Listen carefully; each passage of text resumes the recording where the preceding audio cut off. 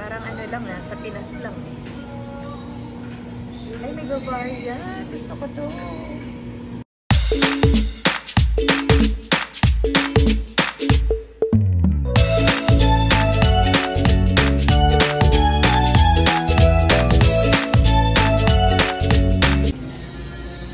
Cakes nila guys. Yan, pasyal kayo dito sa The Bread. Ganda dito. Yan o. The Bread House. Ang ganda ng cake. Wow. Parang gusto kong pinintahan. Ito may custard cake din sila guys. Ayan. Ayan. So ayan po. Wow. This is good.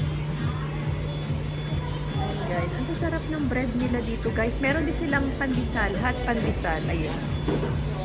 So dalawa na lang sigurong Bavarian. Bavarian? Oo, tsaka ito, tsaka halo-halo. Halo-halo. Ay, ang cute. Wala na ba kayo ibang branch? Dito lang. Layo kasi kami. Ito lang yung branch nyo. Dito sa... Yung una po nasa 4th po kami. Oh. Tapos lumipat po for bigger space po and kasi madami na po ng deliveries. Oh, okay. Pero hindi siya Pilipino-owned. Pilipino po. Oh, galing. Siya po yung may Ah, nice.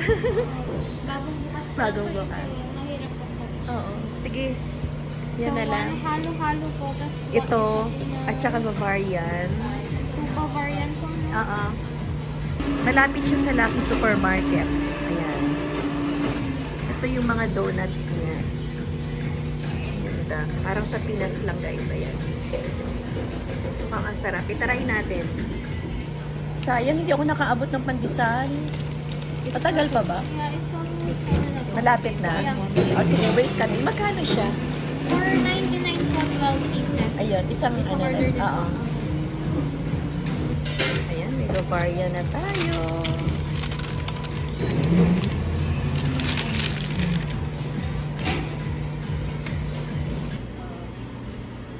Ayan. So, may halo-halo tayo, guys. This is the halo-halo. And this is the ensaymada cheese with yema. Wow. And our Bavaria. And we have our hot pandesal. Look guys, our hot pandesal is baked fresh pa. Ayan.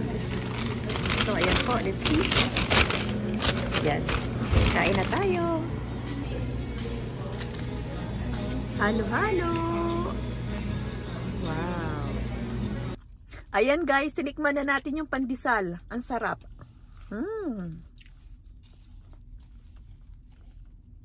Musak pa.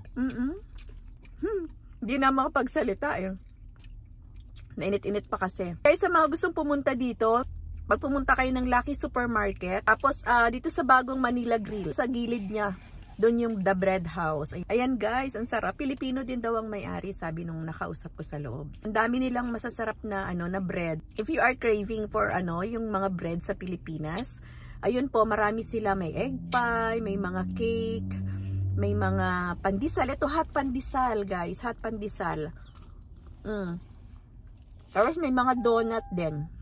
May mga Bavarian, may mga different flavors din sila ng mga donuts at saka mga iba pang klase ng mga bread guys. So yun po, na-share ko lang po ang aking vlog for today. Ayan, thank you po. Actually napanood ko lang din tong The Bread House sa isang pinapanood ko rin na na vlogger po dito. Yun, thank you doon sa napanood ko.